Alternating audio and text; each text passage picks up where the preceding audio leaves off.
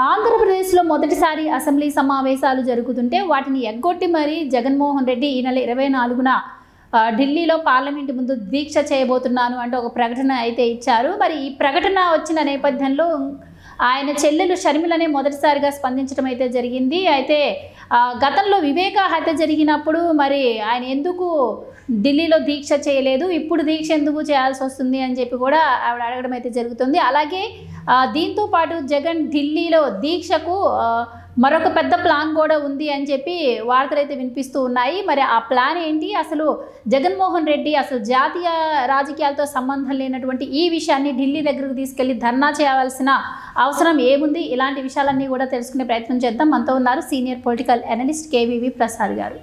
నమస్కారం sir. Sir, Jaganmohan Reddy assembly సమావేశాలకు వస్తారు అని చెప్పి పేరు నాని చెప్పడం అయితే జరిగింది. కానీ ఈరోజు చూసుకుంటే వాళ్ళ ప్లాన్ వేరేలాగా ఉన్నట్టు తెలుస్తోంది. అంటే అసెంబ్లీ సమావేశాలకు వెళ్ళడం, వెంటనే వాకౌట్ చేసి వచ్చేయటం, మరి ఈ నెల 24న ఢిల్లీలో దీక్షకి ఈరోజే వెళ్ళబోతున్నారు అని చెప్పి వార్తలు అయితే వింటూ ఉన్నాము.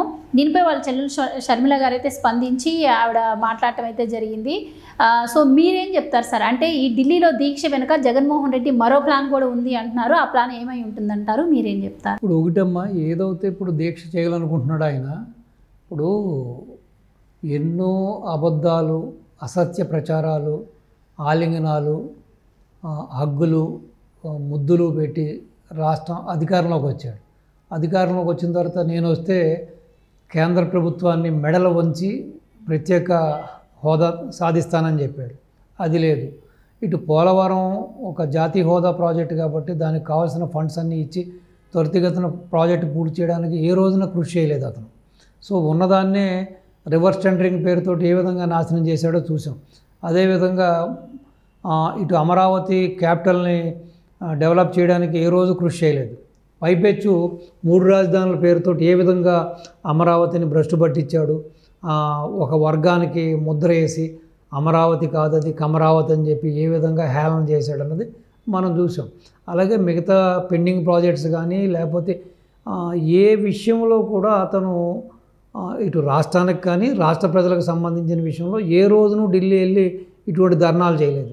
పైపెచ్చు సొంత చిన్నాయన చనిపోతే ఒక పక్కన కుటుంబ సభ్యులు, సొంత చెల్లి, ఇటు డాక్టర్ సునీత గారు తల్లి, అందరూ కూడా రోడ్డు ఎక్కి ఇటు కోర్టుల చుట్టూ, సుప్రీంకోర్టు చుట్టూ, ఇటు హైకోర్టు చుట్టూ తిరుగుతూ న్యాయం కోసం తిరిగితే ఏ రోజు కూడా ఆ దిశగా అతను ఏమీ ప్రయత్నాలు చేయలేదు. సో ఈవెన్ నా వల్ల అవ్వట్లేదు, ఇక్కడ అంతకులు ఎవరో తెలియట్లేదు, మీరన్నా హెల్ప్ చేయండి అని చెప్పి ఆ రోజున కూడా ధర్నా చేయాలి కదా ఢిల్లీలో. ఆ రోజున ఢిల్లీ చేయలేదు. సో ఇది చాలా చిల్లర రాజకీయం అమ్మ. యాక్చువల్గా చెప్పాలంటే ఇటు జనసేన కానీ, బీజేపీ కానీ, ఇటు టీడీపీ కానీ ఇటువంటి ధర్నాలు చేయాలనుకుంటే అంటే వాళ్ళకి, వాళ్ళ పార్టీ నాయకులకి, పార్టీ కార్యకర్తలకి జరిగిన అన్యాయాలు కానీ, అక్రమాలు కానీ, హత్యలు చూసుకుంటే అసలు ప్రతిరోజు ఢిల్లీలోనే కూర్చోవాల్సిన పరిస్థితి వచ్చేది ఏదైతే ఈ 3 పార్టీలకు సంబంధించిన నాయకులు. ఎందుకంటే అన్నీ కూడా అన్ని రకాలుగా ఇబ్బంది పెట్టారు, అంతమందిని చంపేశారు. సో అసలు దగ్గర ఒక 3000 పైచిలకు చంపేశారు మనుషుల్ని. సో అంటే చిల్లర రాజకీయం, ఏదో విధంగా మసిపూసి మారడికే చేసి మన తెలుగులో చెబుతారు కదా, ఏడుస్తున్నాం ఎందుకురా అంటే ఎగదొబ్బడానికి అన్న రీతిలోనే ఉంది ఈ రోజున జగన్మోహన్ రెడ్డి యొక్క వ్యవహార శైలి. ఇప్పుడు ఈ 5 ఏళ్లలో నువ్వు చేసింది ప్రపంచానికి తెలిసింది. నీ అవినీతి కానీ, నీ అక్రమాలు కానీ, నీ దుర్మార్గాలు కానీ, నీ యొక్క స్కీముల పేరుతో నువ్వు చేసిన స్కామ్స్ కానీ మొత్తం ప్రపంచానికే తెలిసింది. నీ అంత హయ్యెస్ట్ కరప్టెడ్ పొలిటీషియన్ ఇండియాలో కాదు కదా, వరల్డ్లో కూడా లేడన్న సంగతి మొత్తం ప్రపంచానికి తెలిసింది. సో ఈ రోజున నువ్వు తగుదనామా అని చెప్పి నీకేదో క్రెడిబిలిటీ ఉన్నట్టు నువ్వు వెళ్ళి పార్లమెంట్ కాడ ధర్నా చేసినా, ఎక్కడ చేసినా నిన్ను ఎవడో నమ్మే పరిస్థితిలో లేడు. నువ్వేంటో, నీ చరిత్ర ఏంటో, నీ యొక్క వ్యక్తిత్వం ఏంటో అందరికీ తెలుసు. నువ్వెంత అవినీతిపరుడువో, నువ్వెంత విధ్వంసకారుడువో, నువ్వెంత డిస్ట్రాయర్వో సో మొత్తం ప్రపంచానికే తెలుసు. అది కాకుండా ఒక ఇద్దరు నీ పార్టీకి సంబంధించిన కార్యకర్తలు ఏదో వివిధ కారణాల వల్ల గొడవలు పడి ఈ రోజున అటువంటి సంఘటన జరిగితే దానికి రాజకీయ రంగు పులిమి ఏదో విధంగా మసిపూసి మారేడుకాయ చేసి దాని ద్వారా లబ్ధి పొందాలనుకోవడం. ఇంకొకటి ఆ రోజున ఏదైతే ఇన్సిడెంట్ జరిగినప్పుడు ఆ కుటుంబ సభ్యుల దగ్గరికి వెళ్ళి ఏం చెప్పాలి, అయ్యో ఏదేమైనమ్మా ఇప్పుడు జరిగింది ఇది చాలా అన్ఫార్చునేటు, నేనున్నాను, లేకపోతే ఏదో ఆర్థిక సహాయం చేస్తాను, మీరు భయపడకండి అని ఏదో భరోసా ఇవ్వాలి. అక్కడికి వెళ్ళి రాజకీయం మాడతాడు, నేను ఆ స్కీమ్ ఇచ్చాను ఈ స్కీమ్ ఇచ్చామంటాడు. ఏదో సామెత చెప్పినట్టుగా వెనకడికి ఎవడో ఒకడు అరగొర మంత్రాలు నేర్చుకున్నవాడంట, పెళ్ళికి ఏమో తద్దినాల మంత్రాలు, తద్దినానికి పెళ్లి మంత్రాలు చదివాడంట. ఆ విధంగా ఉంది ఈ రోజున ఈ యొక్క జగన్మోహన్ రెడ్డి వైఖరి శైలి. ఇప్పుడు అంటే దీని వెనకాల ఈ ఒక్క కేవలం టీడీపీని భ్రష్టు పట్టించాలి, లేకపోతే టీడీపీని ఏదో మనం ఒక డిఫెన్స్కి తీసుకెళ్లాలనే ఆలోచన మాత్రమే కాదమ్మా. ఎందుకంటే అతను క్రిమినల్, అతనికి పరిపాలన తెలియకపోవచ్చు, రాజకీయ దక్షత లేకపోవచ్చు, కానీ తనకి ఎలా దంచుకోవాలి, దోచుకోవాలి, దాచుకోవాలి బాగా తెలిసిన వ్యక్తి. ఇప్పుడు తను సర్వైవల్ పాలిటిక్స్ వైపు వెళ్తున్నాడు. ఏ విధంగా అయినా సర్వైవ్ అవ్వాలి. సో ఇటు కేంద్ర ప్రభుత్వం, ఇటు నితీష్ కుమార్ గారి మీద, ఇటు చంద్రబాబు నాయుడు గారి మీద కూడా ఆధారపడి ఉంది కాబట్టి ఏ క్షణంలోనైనా తన మీద ఉన్న సిఐడి కేసులు, ఈడీ కేసులు కానీ, అటు సిబిఐ కేసులు కానీ రీఓపెన్ అవ్వడానికి సమయం దగ్గరికి వస్తుంది. ప్లస్ ఎక్కడైతే ఈ రోజున శ్వేతపత్రాలు రిలీజ్ చేసుకుంటూ వెళ్తున్నారో వీటిలన్నిటిలో కూడా ఇతన్ని జ్యుడిషియల్గా ఫ్రేమ్ చేస్తారు. ఈ అవినీతి కూడా మొత్తం అన్ని వివరాలు సేకరించిన తర్వాత పక్కా సాక్ష్యాధారాలతో ఇతను కూడా కన్విక్ట్ చేయడానికి ఛాన్స్ ఉంది. ఇటువంటి సమయంలో ఇప్పుడు అడకత్తర్లో పోక చెక్కలాగా ఉంది జగన్మోహన్ రెడ్డి యొక్క వైఖరి. సో దాని గురించి యలంక ప్యాలెస్ వెళ్ళినా, బెంగళూరు వెళ్ళినా, డీకే శివకుమార్ని కలిసినా ఈ రకరకాల ప్రయత్నాలు తను తెర వెనకాల చేస్తున్నాడు. అలాగే బీజేపీలో కూడా తనకు తెలిసిన కొంత సీనియర్సు, కొంత పరిచయాలు ఉన్న వాళ్ళతో కూడా ఏ విధంగా ఈ ఉపద్రవం నుంచి బయటపడాలి, ఏం చేయాలని ఆలోచనలో ఉన్నాడు. ప్రస్తుతం రాజ్యసభలో వాళ్ళ సంఖ్య తక్కువగా ఉంది కాబట్టి ఎన్డీఏ గవర్నమెంట్కి ఏదన్నా బిల్స్ పాస్ చేయాలంటే జగన్మోహన్ రెడ్డి యొక్క రాజ్యసభ ఎంపీల యొక్క మద్దతు అనివార్యం. సో ఆ కారణంగా అది బూచిగా చూపించి నేను మీకు మద్దతు ఇస్తాను, నన్ను ఏమీ చేయొద్దు, లేదు నేను ఇటు కాంగ్రెస్ వైపు వెళ్ళిపోతాను, కాంగ్రెస్ వైపు మద్దతు ఇస్తాను, మిమ్మల్ని ఇరకాటంలో పెడతానని ఇలా రకరకాలుగా ఇది ఒక బ్లాక్మెయిల్ రాజకీయానికి ఇతను పూనుకున్నాడు. సో ఆ విధంగా ఇప్పుడు ఆ చర్యలు చేస్తున్నప్పుడు బీజేపీ ఎలా స్పందిస్తుంది? సో నిన్న మొన్నటి వరకు మనకు జగమెరిగిన సత్యం అది. బీజేపీ ఏ విధమైన తోడ్పాటు అందించింది, బీజేపీ నాయకులు ఏ విధంగా అతను సమర్థించారు అన్నీ మనం చూసాం. కానీ ఈ రోజున పరిస్థితులు పూర్తిగా భిన్నంగా ఉన్నాయి. ఈ రోజున ఇటు చంద్రబాబు నాయుడు గారు కూటమి ఎంపీలకి, ఇటు నితీష్ కుమార్ మీద పూర్తిగా ఆధారపడి ఉంది ఎన్డీఏ గవర్నమెంట్.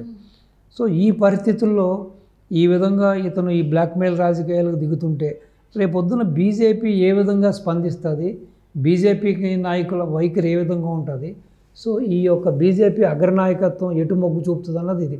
సో సపోజు వాళ్ళకున్న పరిచయాల ప్రకారం, ఆల్రెడీ వాళ్ళ మధ్యన జరిగిన కొన్ని లావాదేవీల ప్రకారం జగన్మోహన్ రెడ్డి వైపు చేస్తే ఇటు ఎన్డీఏ యొక్క భవిష్యత్తు ఏంటి, ఎన్డీఏ యొక్క భవిష్యత్తు ఏ విధంగా ఉంటుంది?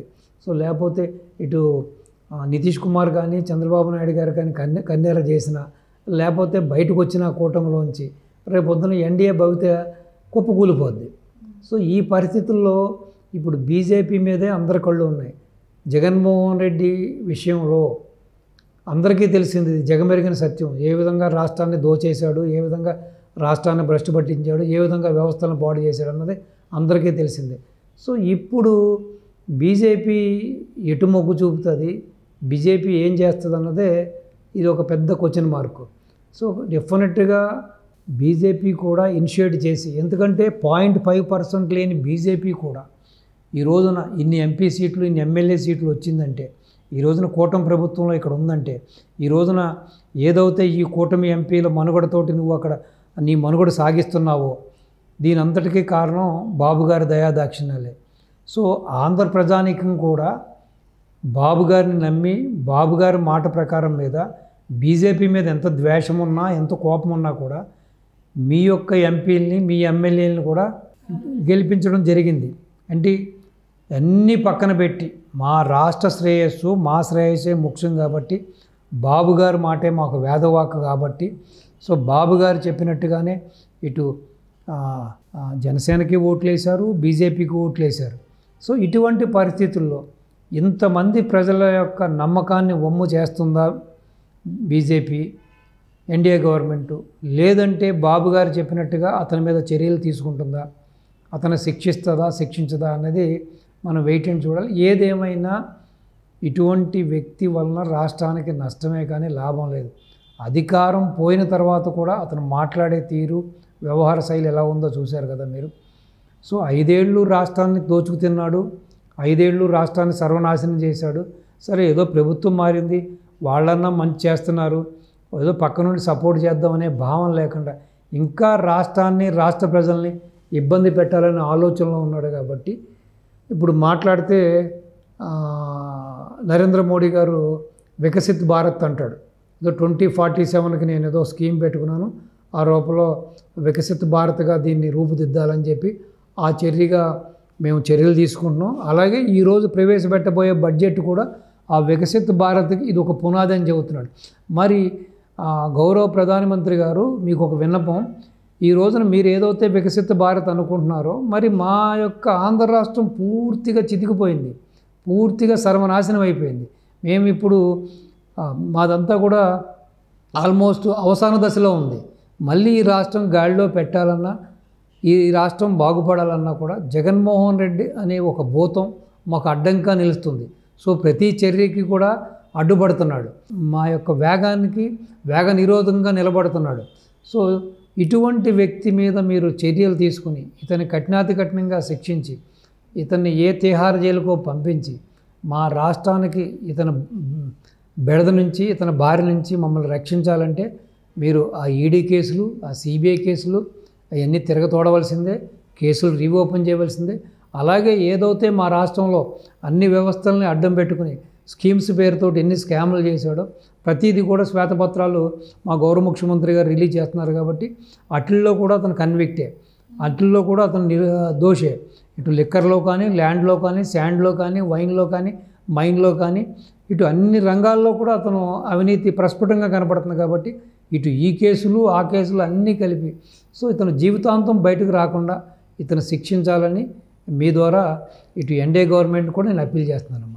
రైట్, చూద్దాం సార్. మరి ఈ బ్లాక్ మెయిలింగ్, పాలిటిక్స్, హత్య రాజకీయాలతో జగన్మోహన్ రెడ్డి ఎన్నాళ్ళు సర్వైవ్ అవుతారు? Thank you sir. నమస్తే అమ్మా.